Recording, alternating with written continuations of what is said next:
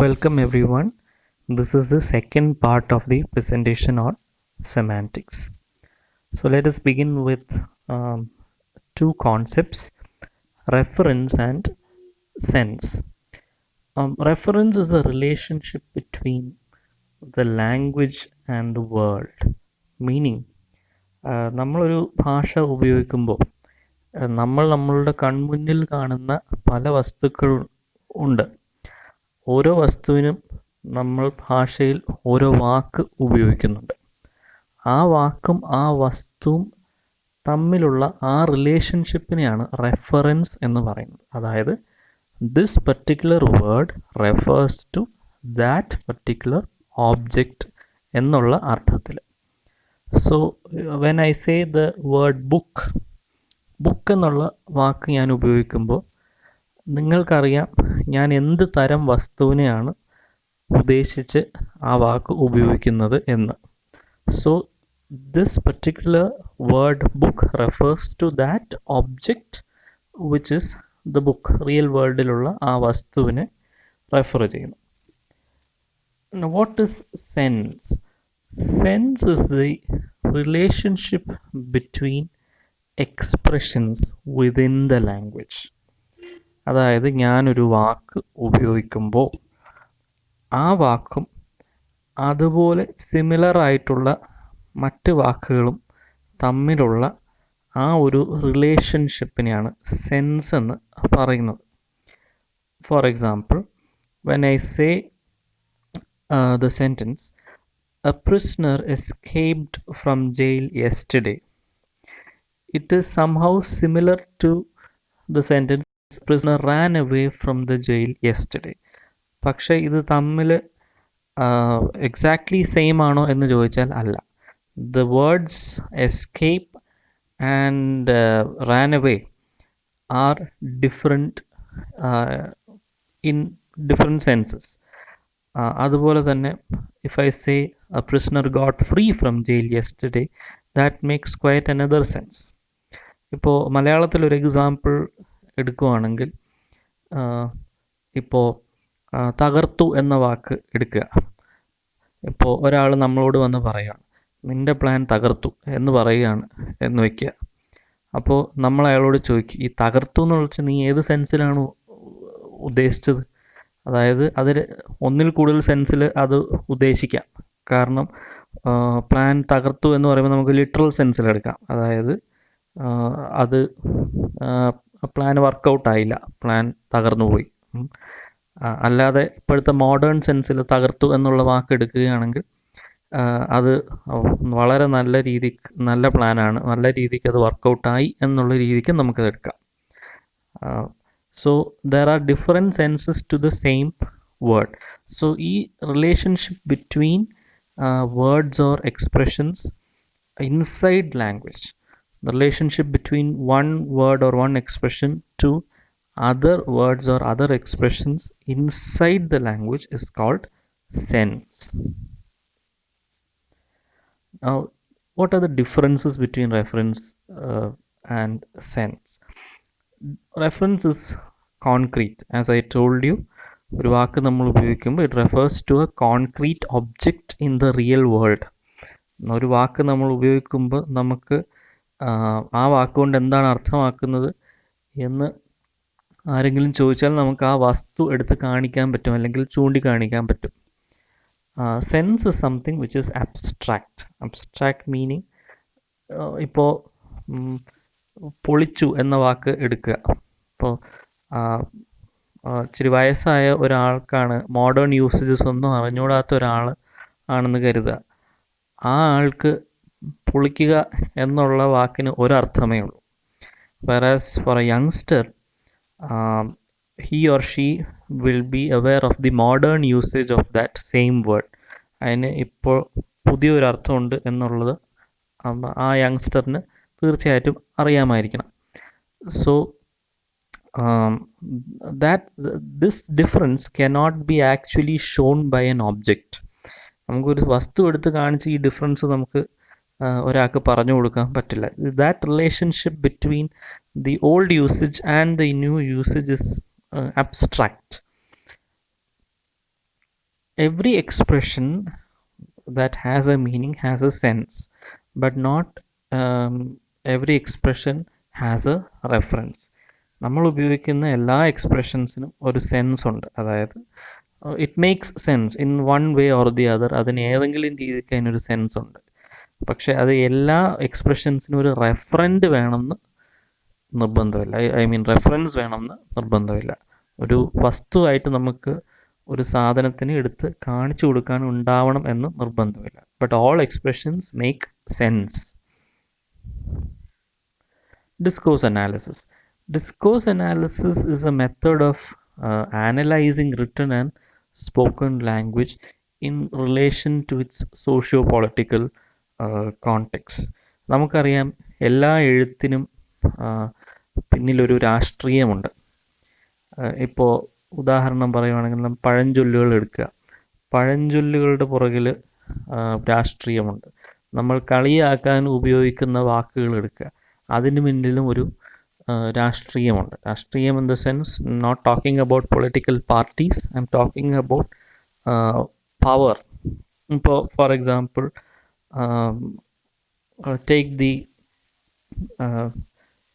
Usual expression പെൺബുദ്ധി പിൻബുദ്ധി എന്നുള്ള ആ ഒരു എക്സ്പ്രഷൻ എടുത്തു നോക്കുകയാണെങ്കിൽ എവിടെ നിന്ന് ആ ഒരു എക്സ്പ്രഷൻ വരുന്നു, ആ ഒരു ചൊല്ല് എവിടെ നിന്ന് വരുന്നു, അതിന് പിന്നിലുള്ള രാഷ്ട്രീയം എന്താണ്? Because historically it has been the men who has been in power. In power എന്ന് ഉദ്ദേശിക്കുന്നത് ഭരണം എന്നുള്ള ഇതല്ല.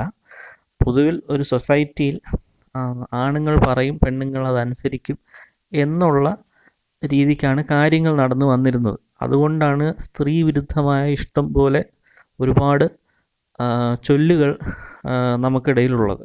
അത് it has very common with all cultures. ഇപ്പോൾ ഷേക്സ്പിയർ എഴുതിയിട്ടുണ്ട് ഫ്രെയിൽറ്റി ദൈ name is woman. So that is also, അതിന് പിന്നിലെ രാഷ്ട്രീയവും ഇത് തന്നെയാണ്. Because it has been men who has been wielding power. So that is why we have so many anti-women expressions like these. അതുപോലെ തന്നെ കളിയാക്കാനായിട്ട് ഉപയോഗിക്കുന്ന ഒരു എക്സ്പ്രഷനാണ് അണ്ടനും അടകോടനും എന്നുള്ള വാക്ക്. സിനിമയിൽ തന്നെ വന്നിട്ടുണ്ട്. അണ്ടനും അടകോടനും ചെമ്മാനും ചെരുപ്പ് കുത്തിയും ഇങ്ങനെയുള്ള വളരെ മോശമായി യൂസ് ചെയ്യുന്ന എക്സ്പ്രഷൻസ്. ഇത് this is actually a direct reference to certain tribes and certain castes. വളരെ താഴേക്കിടയിൽ ഉള്ള ചില ട്രൈബ്സും കാസ്റ്റും അവരുടെ പേര് എടുത്ത് അപ്പർ കാസ്റ്റിലുള്ള ആൾക്കാർ കളിയാക്കാനായിട്ട് ഉപയോഗിക്കുന്നു. സോ അതിന് പിന്നിലുള്ള രാഷ്ട്രീയം അത് തന്നെയാണ്. Because it is the upper cast who have traditionally been powerful. So that is the politics behind all these expressions. So discourse analysis analyzes all these things. നമ്മൾ പറയുന്ന ഓരോ വാക്കിനും, നമ്മൾ പ്രിഫറൻസ് കൊടുക്കുന്ന ഓരോ വാക്കിനും, നമ്മൾ ഒരു വാക്ക് ഉപയോഗിക്കാതെ വേറൊരു വാക്കിന് നമ്മൾ എപ്പോഴെങ്കിലും പ്രിഫറൻസ് കൊടുക്കുന്നുണ്ടെങ്കിൽ അതിന് പിന്നിലൊരു രാഷ്ട്രീയം ഉണ്ടാവാം. അതുപോലെ നമ്മൾ ഉപയോഗിക്കുന്ന ദിവസവും ഉപയോഗിക്കുന്ന ഭാഷയ്ക്ക് പിന്നിൽ there are lots of factors behind it: political, economic, social. There are different contexts behind the usage of everyday language. So that is, അതിനെ അനലൈസ് ചെയ്യുന്നതിനാണ് നമ്മൾ ഡിസ്കോഴ്സ് അനാലിസിസ് എന്ന് പറയുന്നത്. Cohesion and coherence. Cohesion is a grammatical and lexical relationship between elements of a text. ഇപ്പോൾ നമ്മളൊരു sentence എഴുതുന്നു. For example, my father once bought a Maruti. അതിൻ്റെ continuation തന്നെയാണ് അടുത്ത സെൻറ്റൻസ് എഴുതിയിരിക്കുന്നത്. He did it by saving every penny he could. That car would be worth a fortune nowadays. So this particular paragraph is well connected. How do we know that this particular paragraph is well connected? ഈ particular text is well connected. Why? Because there are many words which are used as connectors. For example, look at this. In this particular paragraph, ഈ പറയുന്ന വാക്കുകളെല്ലാം my father, he എന്നുള്ള വാക്ക് 3 പ്രാവശ്യമുണ്ട്, my എന്നുള്ള വാക്ക് 2 പ്രാവശ്യമുണ്ട്, I എന്നുള്ള വാക്ക് 2 പ്രാവശ്യമുണ്ട്. So all these refer to an already mention person. അതുപോലെ തന്നെ തിങ്സിനെ റെഫർ ചെയ്യാൻ, മാരുതി എന്ന് പറയുന്ന ഒരു വസ്തു, അതിനെ റെഫർ ചെയ്യാൻ ഉപയോഗിച്ച എക്സ്പ്രഷൻ, പിന്നീടുള്ള സെൻറ്റൻസിൽ ഉപയോഗിച്ച എക്സ്പ്രഷനാണ് ദാറ്റ് കാർ, ഇറ്റ് എന്നുള്ള വാക്കുകൾ. So there is a definite connection between all these words. Money and time, money എന്നുള്ള ആ ഒരു കോൺസെപ്റ്റിനെ റെഫർ ചെയ്യുന്ന ഇഷ്ടംപോലെ വാക്കുകളും എക്സ്പ്രഷൻസും ഉണ്ട്. C boat, saving every Penny, worth of Fortune, sold, pay, all these refer to money. And there are some words which refer to time, like once, nowadays, sometimes. So all these words in that particular text refers to time. So text എന്നിവിടെ ഈ കോണ്ടെക്സ്റ്റിൽ പറയുമ്പോൾ text ബുക്കല്ല, നമ്മൾ piece of writing, അതിനെയാണ് നമ്മൾ text എന്ന് ഉദ്ദേശിക്കുന്നത്.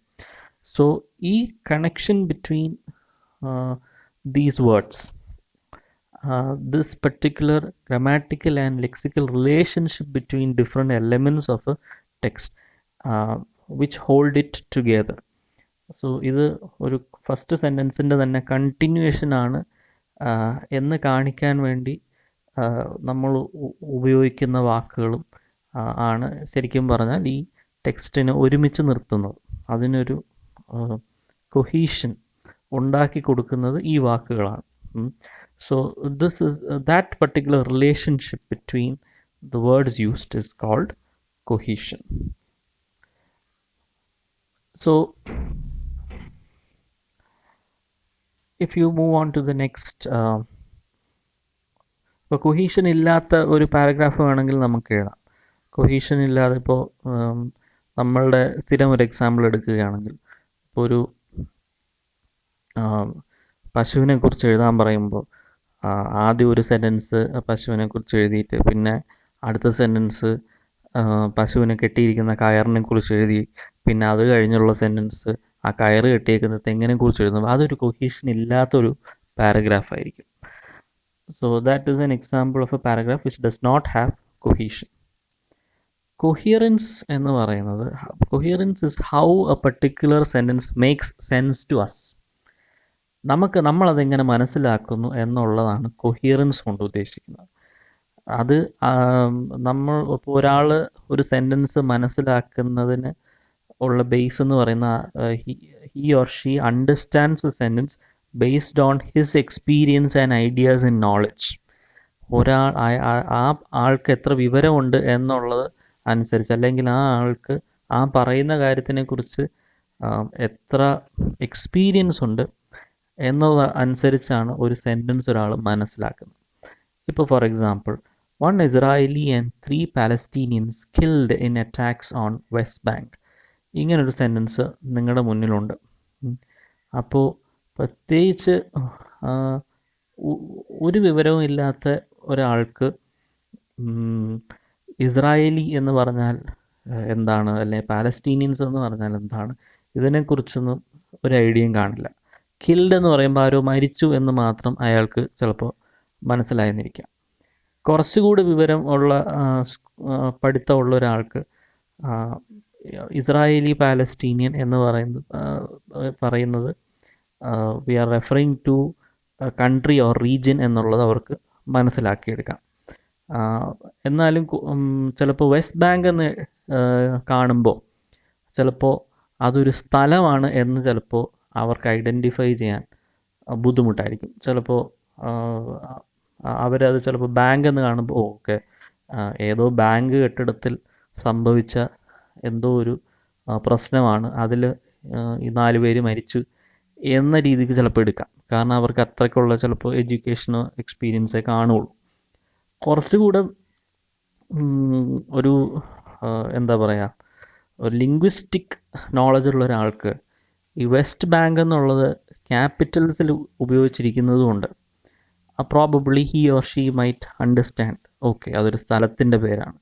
ചിലപ്പോൾ അവർ ജീവിതത്തിൽ ഒരിക്കലും അങ്ങനെ ഒരു സ്ഥലത്തിനെ കുറിച്ച് കേട്ടിട്ടുണ്ടാവില്ല, പക്ഷെ അവർക്കൊരു ലിംഗ്വിസ്റ്റിക് നോളജ് ഉള്ളതുകൊണ്ട് ക്യാപിറ്റൽ ലെറ്റേഴ്സ് ഉപയോഗിച്ചിരിക്കുന്നതുകൊണ്ട് അത് ഒരു സ്ഥലമാണെന്ന് ചിലപ്പോൾ അയാൾക്ക് മനസ്സിലാക്കിയെടുക്കാം. പിന്നെ വളരെ നല്ല വിവരമുള്ള ഒരാൾ, ഒരുപാട് റീഡിങ്ങും ന്യൂസ് പേപ്പറൊക്കെ നല്ലോണം വായിക്കുന്ന ഒരാൾക്ക് ഇസ്രായേൽ പാലസ്തീൻ ഇഷ്യൂ എന്താണെന്നും ഒരു ഇസ്രായേലിയും 3 പാലസ്തീനിയൻസും ഇവിടെ മരിക്കാൻ കാരണം ഇസ്രായേലികൾ അങ്ങോട്ട് ചെന്ന് അറ്റാക്ക് ചെയ്ത് അതുകൊണ്ടാണെന്നും ഒക്കെ കൃത്യമായിട്ട് അവർക്ക് ആ ഒരു ബാക്ക്ഗ്രൗണ്ടോട് കൂടി വായിച്ച് മനസ്സിലാക്കിയെടുക്കാൻ സാധിക്കും. So it depends on how much knowledge you have, how much experience you have. That decides how you interpret a sentence. ഒരു സെൻറ്റൻസിൻ്റെ മീനിങ് നമ്മൾ മനസ്സിലാക്കിയെടുക്കുന്നത്, നമ്മൾ ഏത് സെൻസിൽ എടുക്കുന്നു എന്നുള്ളത് നമ്മളുടെ എക്സ്പീരിയൻസും നോളജും അനുസരിച്ച് ഇരിക്കും. So that is coherence. Thank you.